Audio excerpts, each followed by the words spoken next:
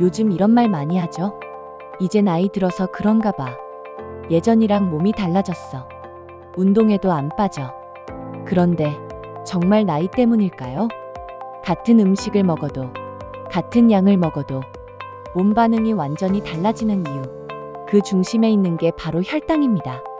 오늘은 단순히 혈당 관리하세요. 이런 이야기가 아닙니다. 왜 다이어트가 실패하는지, 왜 폭식이 반복되는지, 왜 40대 이후부터 갑자기 복부 지방이 늘어나는지, 그리고 혈당을 방치하면 어떤 일이 벌어지는지까지 한 번에 정리해 보겠습니다. 40대 이후 여성의 몸에서는 세 가지가 동시에 변합니다. 근육 감소, 에스트로겐 감소, 인슐린 감수성 저하. 근육은 식후 혈당을 흡수하는 가장 큰 창고입니다. 근육이 줄면 혈당은 더 빠르게, 더 높게 오릅니다. 에스트로겐은 인슐린 감수성을 유지하는 역할을 합니다.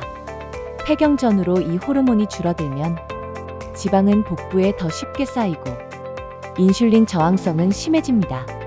그래서 이런 일이 생깁니다. 예전엔 괜찮았던 식사량이 이제는 바로 체지방으로 이어집니다. 이건 의지 문제가 아닙니다.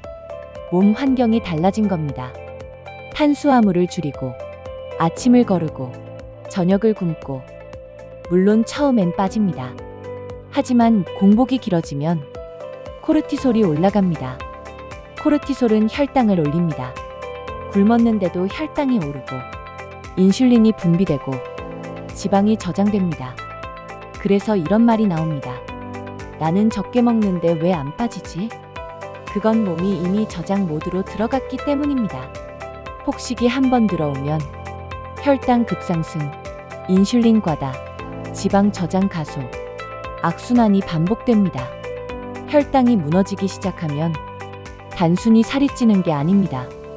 복부 비만, 지방간, 고혈압, 고지혈증, 동맥경화, 심근경색 위험, 뇌졸중 위험, 당뇨는 갑자기 생기는 병이 아닙니다.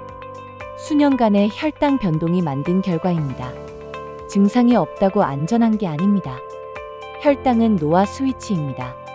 혈당이 높아지면 우리 몸에서는 당화라는 반응이 일어납니다.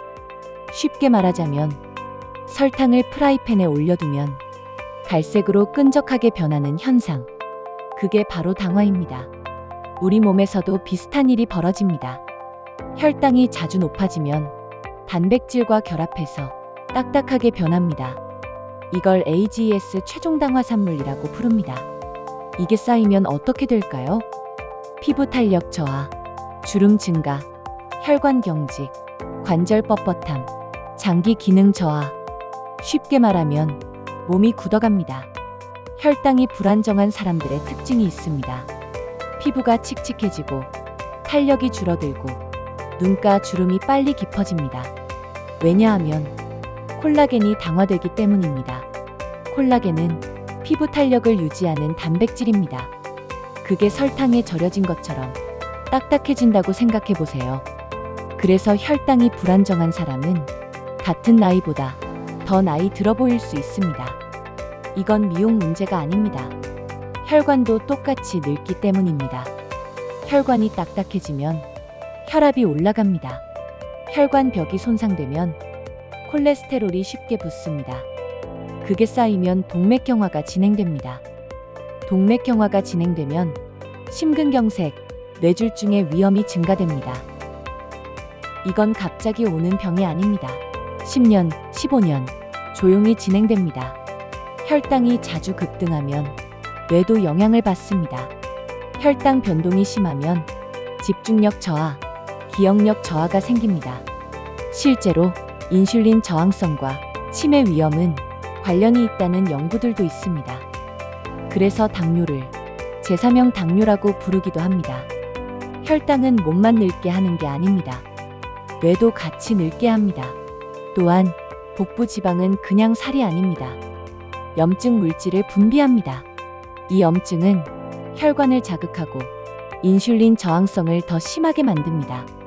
즉, 혈당 불안정, 복부 지방 증가, 염증 증가, 인슐린 저항성 악화, 혈당이 더 불안정해지는 완벽한 악순환입니다. 이 상태를 몇 년 방치하면 몸은 급격히 늙습니다. 여기서 많은 분들이 착각합니다. 나는 건강하게 먹는데 왜 살이 안 빠지지? 혹시 이런 음식 자주 드시나요? 아침에 바나나와 요거트, 현미밥, 고구마, 과일, 견과류. 문제는 건강식과 혈당 안정식은 다를 수 있다는 점입니다. 첫 번째, 바나나와 요거트. 바나나와 요거트 조합은 건강해 보이죠? 그런데 바나나는 생각보다 혈당을 빠르게 올립니다. 특히 잘 익은 바나나는 더 빠릅니다. 무가당 요거트도 공복에 단독으로 먹으면 혈당이 생각보다 오를 수 있습니다. 문제는 조합입니다. 공복에 과일과 유제품은 혈당이 급상승될 가능성이 높습니다. 두 번째, 고구마. 고구마는 다이어트 대표 음식입니다.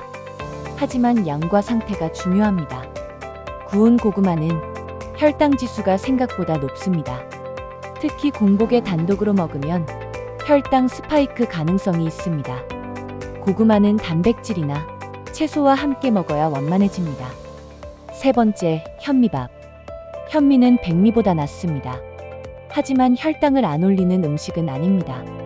탄수화물은 결국 포도당으로 바뀝니다. 현미라고 마음 놓고 많이 먹으면 혈당은 충분히 오릅니다. 네 번째, 과일. 과일은 비타민이 풍부합니다. 하지만 과일은 당입니다. 특히 주스 형태는 거의 설탕물에 가깝습니다. 사과 한 개는 괜찮지만 사과 주스 한 컵은 전혀 다릅니다. 여기서 반전이 있습니다. 우리가 무조건 나쁘다고 생각했던 것 중 혈당만 놓고 보면 의외로 괜찮은 음식들도 있습니다. 첫째, 달걀. 달걀은 콜레스테롤 때문에 피하는 분들이 많습니다. 하지만 달걀은 혈당을 거의 올리지 않습니다. 단백질과 지방 위주이기 때문입니다. 아침 단백질로 혈당 관리에 오히려 도움이 됩니다. 둘째, 고기. 고기 먹으면 살찐다라고 생각하는 분들이 많으신데요. 하지만 혈당 기준으로 보면 단백질 위주의 고기는 혈당을 급격히 올리지 않습니다. 문제는 양념과 탄수화물입니다. 셋째, 치즈. 치즈는 의외로 혈당 영향이 낮습니다. 물론 과다 섭취할 경우 칼로리의 문제이지만 혈당 스파이크 관점에서는 빵보다 훨씬 안정적입니다. 이제 진짜 핵심입니다. 혈당을 안정시키는 음식의 공통점은 세 가지입니다. 섬유질, 단백질, 건강한 지방. 첫째, 녹색 채소. 오이, 상추, 브로콜리, 시금치. 섬유질은 탄수화물 흡수 속도를 늦춥니다. 그래서 식사 순서가 중요합니다.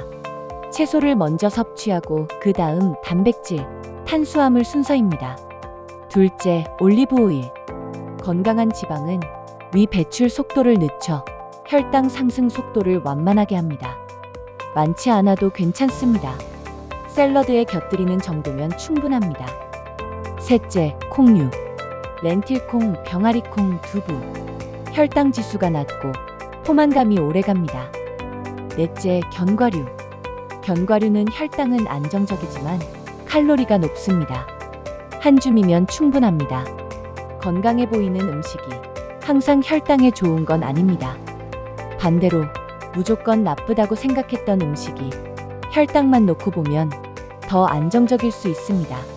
핵심은 좋다, 나쁘다가 아니라 혈당 반응입니다. 만약 모임이나 회식 때문에 이미 폭식한 상태라도 아직 끝난 게 아닙니다. 다음 24시간이 중요합니다.